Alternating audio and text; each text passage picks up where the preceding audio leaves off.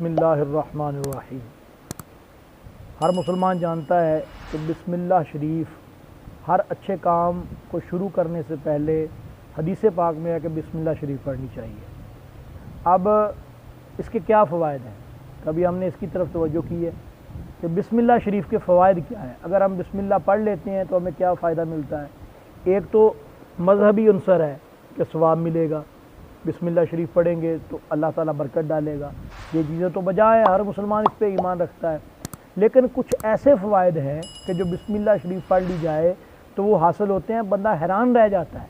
मिसाल के तौर पर मैं चंद चीज़ें आपको ऐसी बताऊँगा कि आप बिस्मिल्लाह शरीफ अगर उस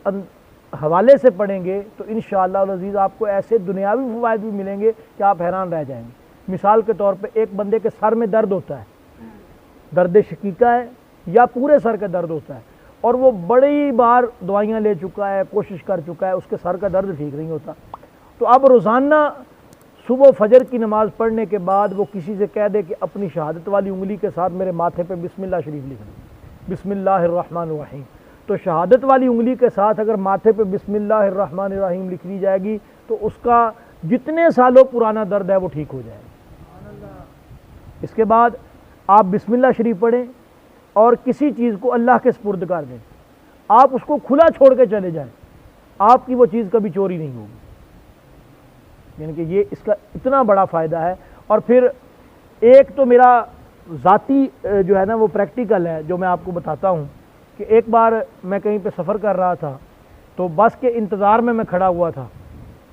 एक रिक्शा आया, उस रिक्शे ने मोड़ लिया और मुड़ते हुए उसकी ओवर स्पीड की वजह से वो कंट्रोल नहीं कर सका।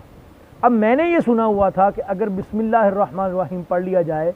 तो उसके फ़वाइद इतने हैं कि अगर कोई बंदा गिर रहा हो, जिस तरह माँ हमें कहती है छोटे बच्चे को, वो बच्चा गिरता है तो माँ कहती है बिस्मिल्लाह, ये हमारी माँओं की एक आदत बनी हुई है कि वो बिस्मिल्लाह शरीफ कहती हैं। तो वो एक ज़ुबान पे चढ़ा हुआ था और मैंने ये सुना हुआ था कि बिस्मिल्लाह कह लिया जाए तो चूँकि माँ से ये सुना था कि बिस्मिल्लाह कहने से बच्चे को चोट नहीं लगती, ठीक है, तो अब वो ज़ुबान पे चढ़ गया, जब भी कोई गिरने लगे तो बिस्मिल्लाह, जब भी कोई गिरने लगे तो बिस्मिल्लाह। वो इतना बुरा एक्सीडेंट था कि अगर उसको बाद में रिक्शे की हालत देखी जाती, उस जगह को देखा जाता, वो स्पीड देखी जाती, तो बंदा ये कह सकता था कि इसमें से अगर जानी नुकसान नहीं ना हुआ तो कम अज़ कम शदीद ज़ख्मी ज़रूर हुए होंगे। लेकिन मैं वहाँ पे खड़ा हुआ था, वो रिक्शे ने जैसे ही मोड़ लिया और बड़ी तेज़ स्पीड से, तो मैंने वो उस खाई में गिर गया, खाई में कलाबाजियाँ खाता हुआ जा रहा है और मैं उनको देख के कह रहा हूँ बिस्मिल्लाह बिस्मिल्लाहिर्रहमानिर्रहीम। अब बिस्मिल्लाह सिर्फ मेरी ज़ुबान से निकला है और यकीन जानिए ये मेरा खुद तजर्बा किया हुआ वाक़या है कि उसमें बच्चे भी थे, बूढ़ी एक दो माइयाँ भी थी, किसी को एक खराश तक नहीं आई, ड्राइवर से लेके सारी सवारियाँ महफूज रहीं। तो इससे बड़ी बरकत और क्या होगी कि बिस्मिल्लाह शरीफ से जितने काम शुरू किए जाएँ अल्लाह ताला उनके अंदर इस तरह बरकत डालता है। और फिर बाज़ औक़ात तो ऐसा भी उलमा ने लिखा है कि अगर बिस्मिल्लाह शरीफ पढ़ लिया जाए तो जहर भी अगर चीज़ में मिला हुआ हो ना तो वो भी अपना नुकसान नहीं करेगी। आज कहते हैं साइड इफ़ेक्ट है जी, फ़लाँ चीज़ में साइड इफ़ेक्ट है, फ़लाँ चीज़ मुज़र सेहत है, तो बिस्मिल्लाहिर्रहमानिर्रहीम पढ़ के यकीन अल्लाह पे रख के खाएँ, इंशाअल्लाह उसका अगर बहुत ये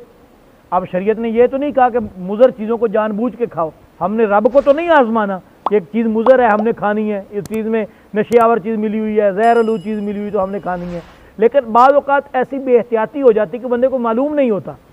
मतलब आजकल जो स्प्रे खाद का दौर है, मिलावट का दौर है, बड़ी बड़ी चीज़ें आ जाती हैं, तो मुज़र सेहत चीज़ें हैं, दवाइयाँ साइड इफ़ेक्ट वाली हैं, कोई एक्सपायरी डेट दवाई है, तो बिस्मिल्लाहिर्रहमानिर्रहीम की बरकत से वो इंशाअल्लाह अज़ीज़ उसके मुज़र जो असरात हैं वो दूर हो जाएंगे। इसी तरह कोई ऐसा लाइलाज मर्ज़ है, ठीक नहीं हो रहा, ये तजर्बा करके देख लें,